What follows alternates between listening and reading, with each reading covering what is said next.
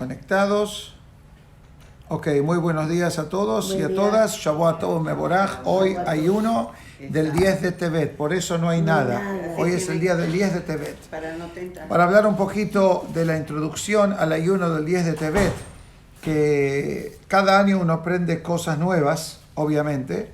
Así que vamos a explicar qué pasó primero históricamente en este día. Entonces, aquí tengo un libro muy interesante que se llama Sefer HaToda'ah, que explica qué pasó con detalles en este día hace más o menos 2400 años. Esto pasó aproximadamente muy cercano a la destrucción del del primer templo. El primer templo fue destruido hace 2400 años por Nebuchadnezzar, el rey de Babel.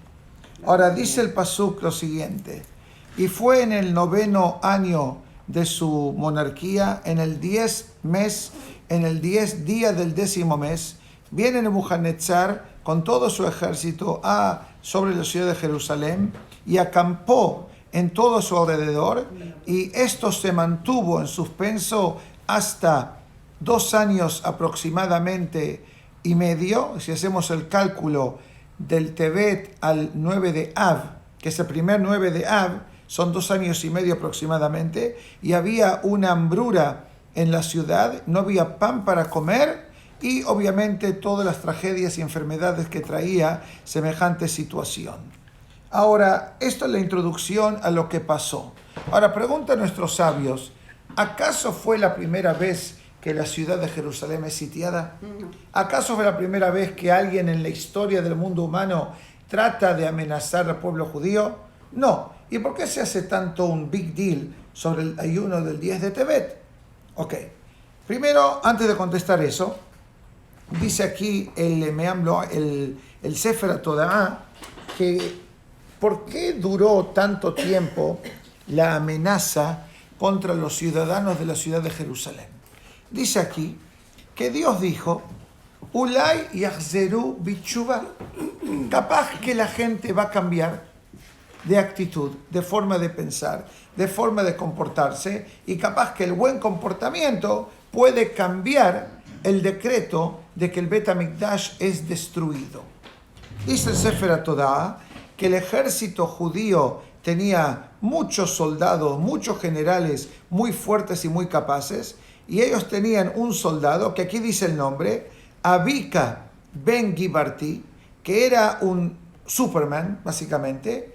Dice que él tenía el poder y la fuerza de cuando los babilonios de Babel tiraban piedras para destruir las murallas, él las capturaba con la mano y él las tomaba y se las tiraba de vuelta a los enemigos. Y aparte de hacer eso con las manos, también podía hacer lo mismo con el pie. Acabó el mundial, ¿saben, no? Que acabó el mundial. Todos miran los jugadores, con quién ganó, quién perdió, etc. Y cuando uno se alegra que la pelota viene volando y el jugador la patea, sin que la pelota toque al piso. Haz Shalom, sin comparar el fútbol con este tipo de situación, pero que dice el Sefer HaToda'ah, que este soldado tenía tantos skills, tenía tantos herramientas personales a nivel físico, que él podía tirar la piedra de vuelta y él mataba a muchísimos soldados. Entonces, cuando la gente ve esta victoria temporaria del pueblo de Israel, que la gente dice, ya le ganamos el partido como Argentina a Francia, 2-0 por 87 minutos, en 2 minutos hacen 2 goles. ¿Cuántas tefilá hizo la gente en ese partido? Y les pido perdón a los argentinos o a los franceses, si es que hay alguno aquí, pero eso fue lo que pasó. En 2 minutos se dio vuelta al mundo. Haz Shalom, Baruch Hashem, que hubo un final feliz. Se ve que usted lo vio completo también. No lo vi completo. Pero yo sé muchas cosas. Yo no lo vi por ese motivo. No lo vi, dice, ¿por qué lo voy a ver? Me voy a hacer mala sangre. La gente se excita. Entonces estaba en la casa de mi suegro y me dice, mira, están viendo el partido. Le dije, bueno, avíseme qué pasa. Entre que me dijo, vamos a ver, avíseme qué pasa, metió Holanda 2 goles. Dije, no veo el partido. O Francia, perdón. Con Holanda pasó lo mismo. Sí, sí, sí. Seguimos, no importa, no es para hablar de mundial hoy, ya pasó. Ya pasó. Pasó, Baruch Hashem. Estamos en otro tema. Sí, en otro tema de Torah más importante. Y dice que por 2 años y medio había un debate en el cielo. ¿Qué va a pasar con el pueblo de Israel? ¿Van a ganar o van a perder? Hasta que pasó que este soldado, el Abika Ben Gibarti, se subió a una de las murallas para ver cómo estaba medio caído el pueblo de Nebuchadnezzar, los soldados, y vino un viento, una marea, un viento muy fuerte, y lo empujó de la cima de la muralla, cayó, y ahí se acabó la historia de este soldado. Decidieron sacarlo. Obviamente falleció. Y ahí obviamente dice el Sefer HaToda'ah que la estrategia de Nebuchadnezzar era no permitir que nadie entre y salga de Jerusalén. Si usted corta el acceso a una ciudad, si usted corta el pan, si usted corta el agua, la hambruna, el hambre, famine se dice en inglés, se apoderó de Jerusalén, y obviamente él cuenta aquí un sinfín de tragedias que no creo que es el momento para contarlas porque son muy pero muy tristes, pero esa es la introducción de este ayuno. Ahora, quiero hablar por unos momentos de ciertos hajamim de la época dorada de España. Uno se llamaba Hajam David Abudraham. Este Hajam David Abudraham era un gran Talmid Hajam que vivió, le voy a decir un poquito cronológicamente. Las cruzadas fue casi en el 1200. El Maimónides por el 1100. Shulchan Aruch, Bet Yosef, 1450, 1500 después de la Inquisición. La Inquisición fue en el 1492. Este Hajam vivió más o menos en el año 1300. Y el abuelo de él era el llamado David Abudraham. Él fue apuntado por el rey Sancho en el año 1300, capaz, 1275 por ahí, que sea el colector de impuestos para el gobierno de la comunidad judía en Sevilla, en España. No era una posición común, era una posición que venía con muchos dolores de cabeza, porque por un lado tiene lealtad al monarca de esa época, y por otro lado tiene que cobrar taxes del pueblo de Israel. Por eso el nombre de esta persona era Abudraham. Draham es el nombre de cierta moneda, currency. Por eso llamaban Abudraham, el papá de la plata, que él colectó. Pero hizo un trabajo muy bueno y muy noble para el pueblo de Israel, y siempre buscaba de ayudar al pueblo de Israel a nivel impositivo y fiscal. Tanto esfuerzo esta persona hizo que Hashem lo bendijo con un nieto llamado Hajam David Abudraham, igual que el abuelo, como la tradición sefaradí es. ¿Y qué pasó? De acuerdo a la biografía dice, él fue uno de los estudiantes de un Hajam llamado Rabbi Yaakov ben Asher, conocido en el lenguaje de la Torá, Baal HaTurim. No hay Humash que no tiene un comentario del Baal HaTurim. El Baal HaTurim revela secretos de la Torá. Ahora salió una edición en inglés del Baal HaTurim. Cosas que están escondidas en la Torá que para el ojo humano no se ven. Pero él la abre y él comparte con el público los secretos. ¿Quién fue el Rabbi Yaakov ben Asher? Es el hijo de otro gran hajam que se llamaba el Rosh, que es uno de los comentaristas primordiales del Talmud. Uno abre el Talmud, después que acaba la primera mitad del libro, que es el Talmud, uno empieza a dar vuelta a la hoja, viene el Rosh, Rabbenu Asher, después viene el Maharsha, después viene el Rif, después viene el Ran. Todos estos sabios, la mayoría eran de España, de la época dorada del judaísmo sefaradí. Paralelamente, él también se educó con otro gran hajam sefaradí llamado Rabbi Shelomo ben Aderet, conocido como el Rashba. Y él era Habrutá, el estudiante de Rabbi Yom Tov ben Abraham, llamado el Ritva. Si uno va a una tienda de libros y pide, me da el libro del Rashba, me da el libro del Baal HaTurim, me da el libro del Ritva, no hay tienda de libros normales, judía, religiosa, que no tiene estos libros. Ustedes van al Kolel y los van a ver, porque son necesarios para el estudio del Talmud y el estudio del Humash. Es como usted quiere cocinar una sopa de pollo sin pollo, o una sopa sin sal. ¿Ok? Son necesarios para el estudio de la Torah. Ahora, ¿por qué le doy esta pequeña introducción? Porque él escribió un libro, que yo lo tengo en la casa, que habla del calendario judío. Habla de tradiciones, habla de halajot, habla de tefilá y habla de los días de ayuno. Y él dice lo siguiente: el día del 10 de Tevet es comparado al día de Yom Kippur. ¿Cómo en Yom Kippur se ayuna en cualquier día del año que caiga? El 10 de Tevet se ayuna en cualquier día del año que caiga, inclusive en Shabbat.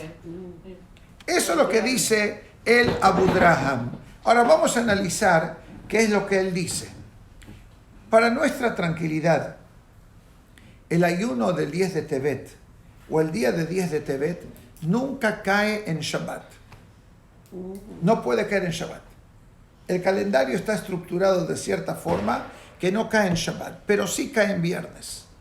Y más de una vez en mi vida personal como ser humano, ayunamos el viernes, ayuno de 10 de Tevet. Quiere decir que si hoy, hace poquito, si hoy sería viernes, hoy es un día de ayuno. Preguntan los comentaristas, pero ¿cómo puede ser? Si hay una halajá que dice, un ayuno que cae el viernes se adelanta para el jueves. Un ayuno que cae en Shabbat, mismo Tisha B'Av, se posterga para el domingo. ¿Qué tiene el 10 de Tevet? Que es como Kippur. Y pregunta número 2 es, ¿de dónde se aprende que el día del 10 de Tevet es como el día de Kippur? Para mí el día de Kippur es en septiembre, octubre, el día del perdón, que estamos en la sinagoga 25 horas ayunando, que no se puede comer, beber, bañar, etc. Pero el día de Tevet es un día que puede pasar desapercibido para mucha gente. Y viene el Abu Draham y dice, no.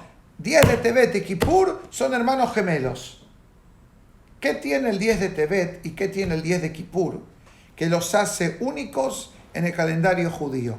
Primero sabemos la halajá, que dice que Kippur se llama Shabbat Shabbaton. Mega Shabbat.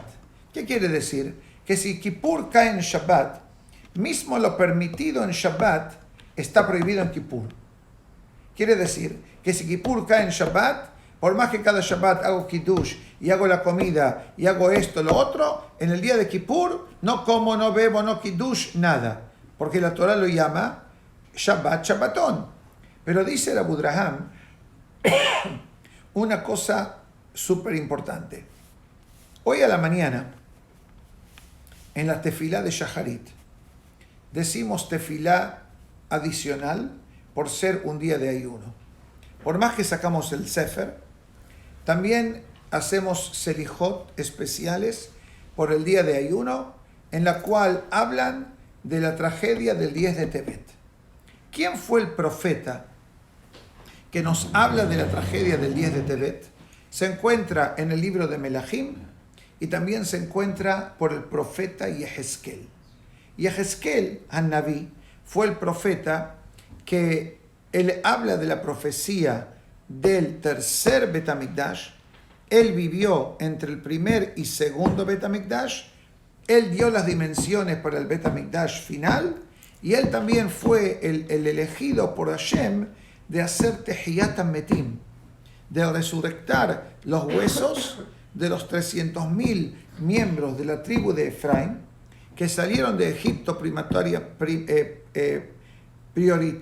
de una manera prioritaria. Ellos salieron de Egipto 30 años antes que el pueblo de Israel.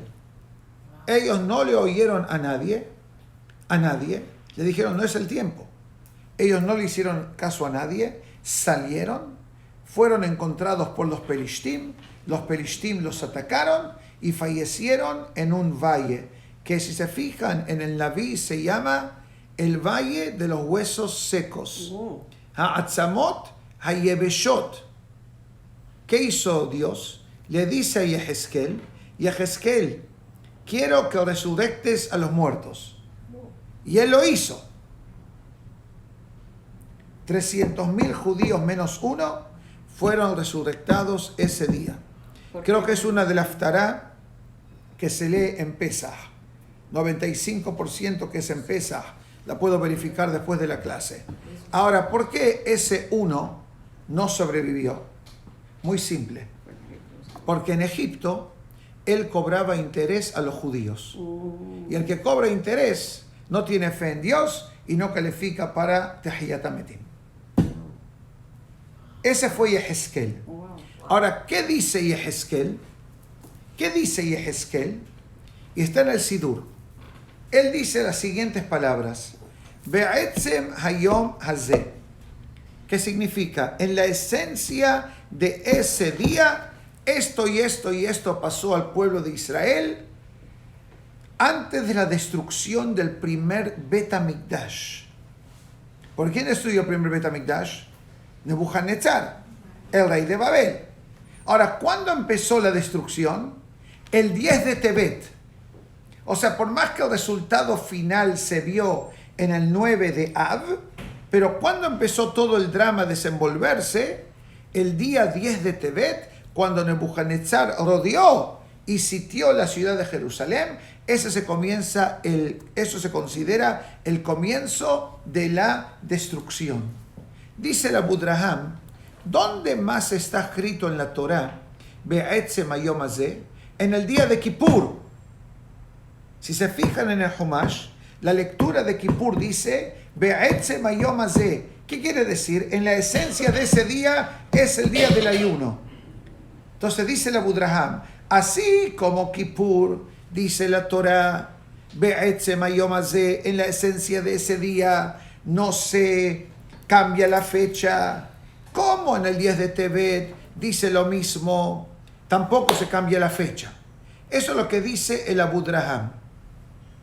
Oí un shiur hace unos días de un gran hajam de Israel, creo que se llama Rabbi Rosenblum, y él trae a coalición una idea que apoya lo que dice el Abu Draham.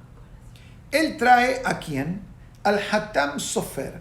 El Hatam Sofer fue un mega Talmid Hajam Ashkenazi de Europa, más o menos se puede decir 250 años atrás. Y él dice la importancia del 10 de Tebet. ¿Por qué la importancia del 10 de Tebet? Y lo tengo aquí escrito. Dice, porque en el 10 de Tebet hay una reunión de la comisión directiva del Shamaim entre los ángeles divinos y Hashem, y juzgan si este año 5783 va a ser el año que venga el Mashiach. ¿Y cuándo se juzga? Hoy, el 10 de Tebet. ¿Qué pasa en Yom Kippur? Se juzga a la persona. En el 10 de Tebet se juzga a todo el pueblo de Israel si van a tener el mérito que venga el Mashiach. Esa es una explicación. Y explica, dice también lo siguiente, en el nombre de Hatam Sofer. ¿Qué pasa si Tisha B'Av cae en Shabbat? Se lo posterga al otro día. ¿Qué pasa si el ayuno de Esther cae en Shabbat? O el 17 de Tammuz cae en Shabbat. ¿Qué se hace? Se lo posterga. ¿Qué pasa si una persona tuvo una pesadilla la noche de Shabbat? ¿Qué se hace cuando la persona se levanta a la mañana? Tiene que ayunar.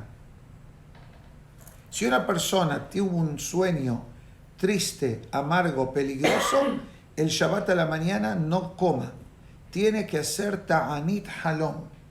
Y en la semana tiene que hacer otro ayuno por pecar de ayunar en Shabbat porque tuvo una pesadilla. Y las pesadillas y los sueños malos son mensajes divinos que Dios le manda a la persona para evitar activarlos en la propia vida, esperando que la persona haga teshuva. Así dice la Gemara en Berajot. ¿Qué es pesadilla? Nightmare. A nightmare. Ahora, les voy a contar lo que me pasó a mí este viernes de noche. Uy. No a un extraño, a mí. No a usted, no a mi hermano, ¿De verdad? no a mi primo, ni a mi mamá, a mí. No que lo oí, lo viví. Estoy durmiendo. Y en el sueño, me fui a dormir bien, tranquilo, calmado, como siempre, Baruch Hashem. Y especialmente Shabbat. It depends on which hour or the night, it doesn't matter. No me acuerdo. No me acuerdo. Estoy en la sinagoga. Estoy en el lobby de aquí afuera. Parado. En la mesa donde están las flores. Se abre la puerta principal en la cual todos ustedes entraron antes. Entra una persona, que no voy a decir el nombre, ya fallecida de la comunidad. Vestido como siempre. Limpio, presentable, elegante, adecuado para la sinagoga. Lo saludo y le pregunto, ¿qué hace aquí? O sea, todo esto en el sueño. Me dice, no, todo bien. ¿Qué lo trae a la sinagoga? Miren lo que me dice. Quiero ver la placa recordatoria que mi familia donó en mi memoria. O sea, usted en su subconsciente sabía que él no debía de estar ahí. Él estaba fallecido. Por eso. Pero usted en el sueño sabía que él estaba muerto. Claro. Por eso le pregunté, ¿qué hace? Claro. Yo muy tranquilo, muy frío, muy Calmado. sí. calmado. Baruch, milagro. Uno sueña con un difunto. Sí. Sí. Pero no es la primera vez que me pasa. Soñé con otra persona que ustedes conocen también de aquí de la sinagoga, pero sueños buenos y positivos, Baruch Hashem. Y también muy alegre el sueño. Y este me pregunta, quiero ver mi placa. Quiero ver la placa que mis hijos me dieron. No, estaba bien, estaba bien. Ok, muy contento, sí, ok, nos vemos. Y se fue. Se fue. Hay un rule. Cuando un difunto, un muerto, lo viene a ver a una persona en un sueño, no lo toquen, no lo abracen, y si le dan la mano, no la No la- acepten. Sí. Y si le dice 20, tampoco. Peor. Peor. Yo no sabía Le dice eso. 20, no, Te porque vaya. significa que lo quieren llevar. Sí. Sí. Después que conté ¿Y eso esta es verdad? Yo historia, no me lo podía seguro creer. que sí. Después que pasó esta historia hoy, cuando acabé la clase, alguien me contó una historia que pasó con la hermana, que vino un pariente y le dijo, ven conmigo, yo estoy muy bien donde estoy. Y el hermano le dijo, si te invitan, No va. dice que no. Estaba en coma. A los minutos se despertó y vive hasta el día de hoy. Pasa esto. Ahora, ¿por qué me vino a mí en el sueño? No puedo contestar. Yo y él teníamos una muy buena relación, positiva, linda, muy querido él, Baruch Hashem. Pero bueno, estaba contento que lo vi bien y estaba contento que encontré lo que estaba buscando. Y le hicimos Ashkabah el Shabbat, porque capaz que la Neshama a veces necesita. Capaz que el alma necesita una tefilá, que se haga una sedaká en su honor. Y hablé con la familia y Baruch Hashem, todos tranquilos, les dije lo que tienen que hacer y seguimos adelante. Ahora, ¿por qué si una persona tuvo una pesadilla, un nightmare, el viernes de noche, Shabbat, tiene que ayunar el próximo día? ¿Por qué? Porque sueños tienen que ver, en la mayoría, con el futuro. No con el pasado, con el futuro. La mayoría de los ayunos que hacemos a través del año es para no olvidarnos de tragedias pasadas. O sea, ya pasó Tisha B'Av. ¿Tengo que ayunar en Shabbat? No, ya pasó. Jalas. Postérgalo para el domingo. Se partieron las tablas de la ley el 17 de Tamuz. Ok, ¿qué voy a hacer? Ya pasó eso hace 3000 años. Postérgalo para el domingo. Ayuno de Esther. Salimos victoriosos. Pásalo para el otro día. Som Gedaliah, que lo mataron en el Rosh Hashanah, ¿no? Ya lo mataron, ¿qué voy a cambiar? O sea, dice aquí el Hidush que dice, por eventos pasados, tengo la flexibilidad de mover el ayuno, pero para eventos futuros, tengo que hacer el ayuno el día que cae. Kippur tiene dos cosas. Perdón por el pasado y prepararme para el futuro. Porque Kippur en parte determina cómo va a ser mi año. Por ejemplo, ayer en la clase de inglés les conté un tema conectado a Sukkot. Explicamos la conexión de Sukkot que está pegado a Yom Kippur. Les hago una pregunta. ¿Qué tiene que ver Kippur con Sukkot? Si nos fijamos en la Torá, Sukkot y Pesach son hermanos, no Kippur y Sukkot. Porque cuando salimos de Egipto, vivimos en Sukkot. Jacob vivió en Sukkot. Entonces, ¿por qué hacemos Sukkot en el principio del año cuando Pesach es en mitad del año? ¿Sabe lo que dicen los libros de Kabbalah? Que en el día de Kippur muchas cosas se decretan para el ser humano. No solamente si va a estar vivo el año que viene. Por ese motivo, en Rosh Hashanah no se dice Hallel. Rosh Hashanah es Rosh Chodesh. Primer día del año es el primer día del mes. ¿Qué se hace en Rosh Chodesh? Hallel. Una plegaria especial. En Rosh Hashanah no se dice Hallel. ¿Por qué no? Dice, porque el mundo está siendo juzgado. Y en el momento que se juzga, en Rosh Hashanah, se asume que no todo el mundo que está vivo hoy estará el año que viene. Esperemos que ninguno se vaya a ningún lugar. Pero sabemos que la realidad del mundo es que hay gente que no acaba el año, Haz Shalom. Por ese motivo no se dice Hallel en Rosh Hashanah. Entonces, ¿por qué se celebra Sukkot después de Kippur? Dice, uno de los decretos que el Shamaim determina en Kippur es si una persona va a perder su casa. Si una persona va a ser echada de su casa. En inglés se llama eviction. Eviction notice. Entonces, ¿qué hace una persona? Dicen los hajamim, cuando una persona se evicta de su casa para comer en la sukkah, uno deja la comodidad y el lujo de la casa y come en la sukkah. Si es en Nueva York, congelado. Si es en Miami, mucho calor y humedad y mosquitos, etc. Y con todo eso, nadie se frena de cumplir Sukkot. Por más que los lugares son fríos, lo hacen. Por más los lugares que son calientes, lo hacen. Dicen los libros de Kabbalah que cuando una persona se quita de su casa para comer en la sukkah después de Kippur, se considera como si la persona fue ya evictada de su casa y el decreto de ser evictado o de perder su casa se anula. Se cancela, qué bueno. Por eso lo hacemos al principio del año. No espero a mitad del año. ¿Por qué? Porque yo les garantizo a todos ustedes y a mí mismo que nuestra conducta de Rosh Hashanah, Kippur y Sukkot es muy buena.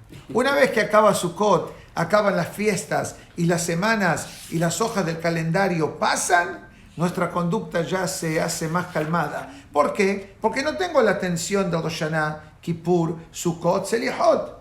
Ya pasé todo, dije, uy, estoy súper contento. Entonces dice aquí el Hatam Sofer, dice que por lo tanto, puesto que el ayuno de Kippur, el ayuno por el sueño, el ayuno del 10 de Tevet son para determinar consecuencias o eventos futuros, no se pueden mover. Así dice el Hatam Sofer, explicando lo que dice el Abu Daraham. Viene el Rambam, el Maimónides vivió antes del Hatam Sofer, antes del Bet Yosef, antes del Abu Daraham, en el año 1100. Y él dice así, los días de ayuno, y lo escribe en este día de ayuno, dice el Maimónides, todo el propósito primordial de los ayunos establecidos por nuestros sabios es para abrir los corazones del ser humano, del Yehudí, y activar formas de teshuvah para no olvidar el pasado, pero sí tratar de mejorar el presente y el futuro. Y dice el Maimónides que lo principal no es ayunar. O sea, se ayuna para darle cierto tipo de simbolismo al día. Si hoy no sería ayuno, hoy sería un día más en el calendario. Hoy es ayuno, tefilá es más larga, se sacó el sefer el martes que nunca se hace, hoy en la tarde en Minjá se saca el sefer de vuelta, se dice Birkat Kohanim, me explico, se dice Aneno en la Amidá. Se hacen todos estos cambios para decirme, mira muchacho, el día del 10 de Tebet no es el 3 de enero. El 3 de enero es para el calendario comercial, fiscal, financiero.